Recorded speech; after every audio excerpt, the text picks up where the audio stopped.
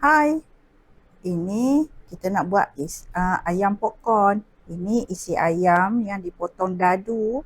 Ni tepung bistari. So, untuk memudahkan kerja, gaul je masuk macam ni. Okey, kita gaulkan.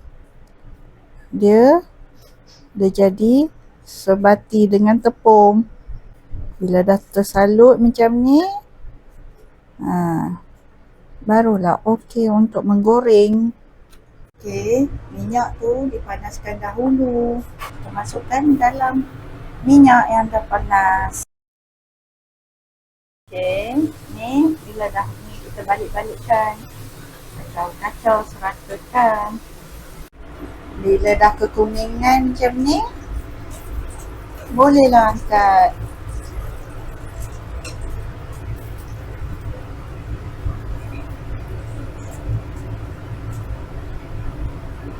Dah siap popcorn chicken yang kita buat tadi. Dia rangup, juicy kat dalam lah.